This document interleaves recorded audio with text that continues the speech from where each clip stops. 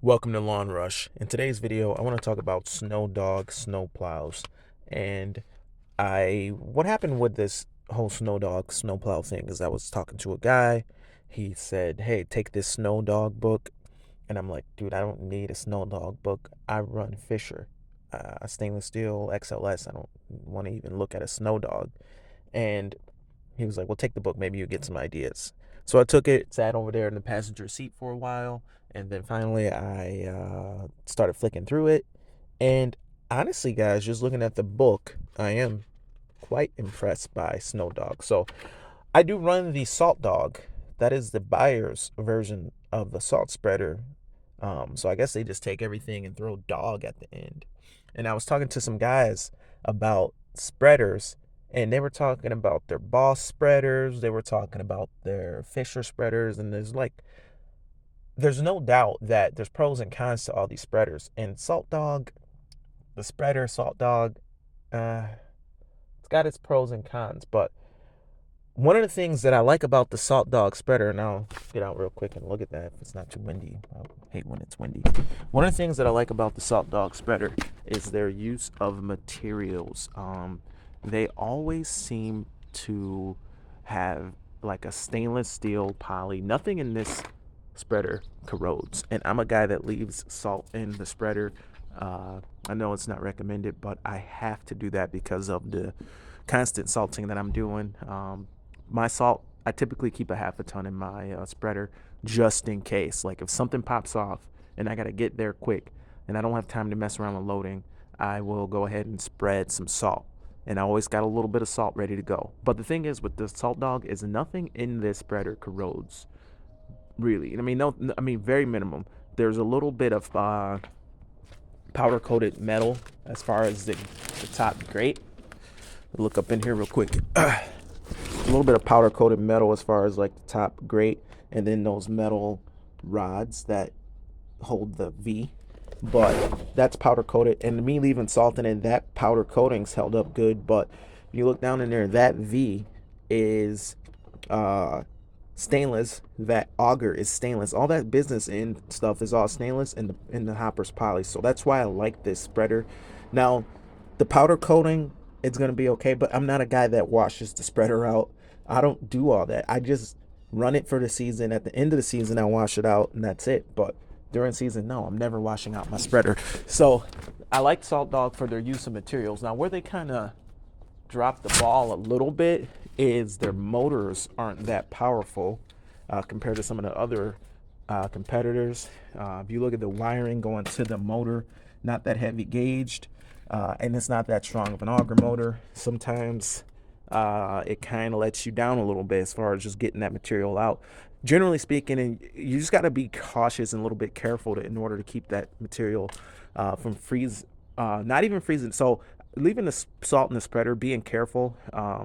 I should probably do a video on how to do that because there is some things you need to know.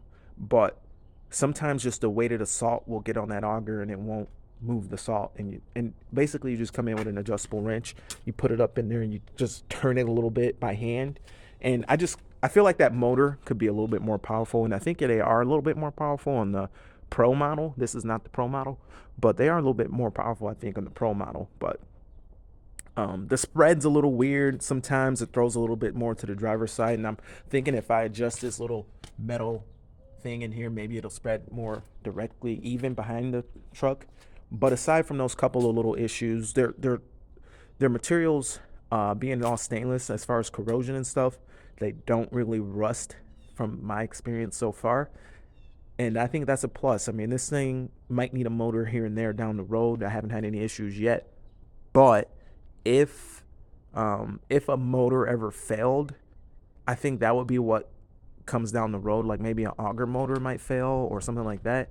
But I think those materials and the auger and all that stuff is just going to last a really long time. So what I like too, though, is it is a cheap design. And what that means, one of my guys backed into something, a snowbank, a pole, a car. I don't know what they hit, but they broke the whole thing. And what happened is because it's such a cheap design, it actually just broke this plastic part. And this whole lower part suspended by this plastic part. So it gives it kind of a crumple zone or a crust zone. and it broke the plastic part, and I was able just to buy this plastic part and go ahead and just replace that, and everything else kind of was salvageable, and it ended up being $100 fix.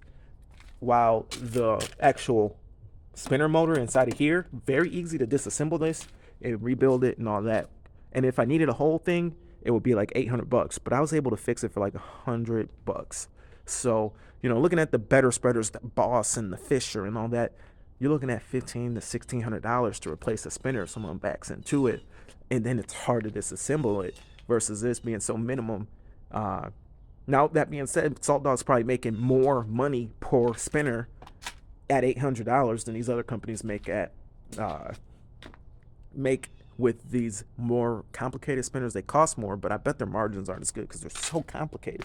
Had a friend jack up his spinner on his Western stainless steel box, and it was like $1,500, and we were looking at the spinner like we can't even take it apart, it's so complicated.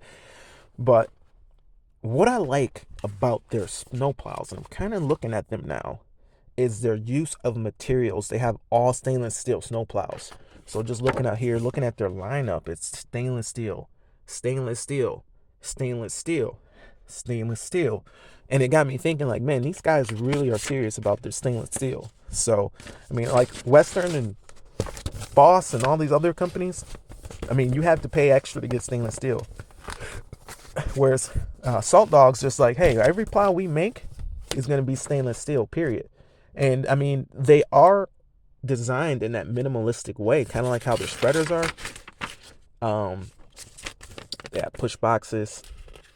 They're designed in this minimalistic way. When you look at how they're built, like they're not as fancy. Like, look at that design, guys. It's just no thrills, up, down, scoop.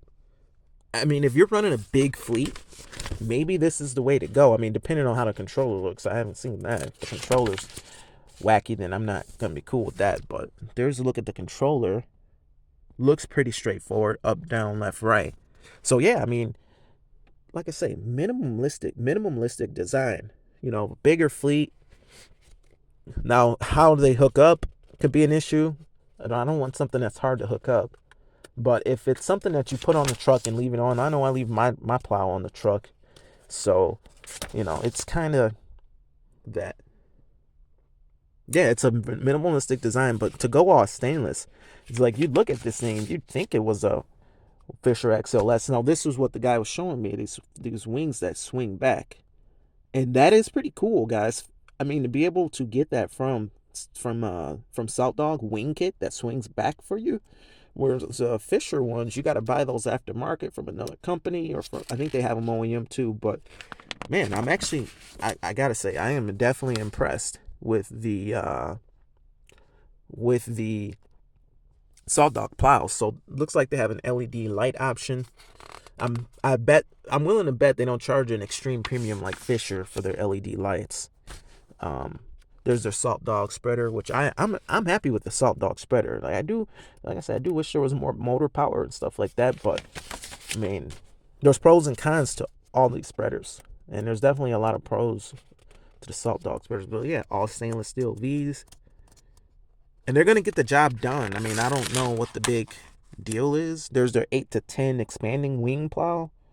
So yeah, I mean, they are pretty sweet plows, it looks like, guys. Pretty sweet plows. So comment below if you've ran one of these and had issues. They look very reputable to me, to be honest. Even in Western, you can't get an 8 to 10 plow in stainless. You have to go to Fisher to get that. And they're just going to run them. They're going to run everything stainless steel. I think that's a good move. Very, very, there's a look at the controller. Up, down, left, wing, out, wing. So it's very similar to like a Western Fisher controller. The buttons are bigger.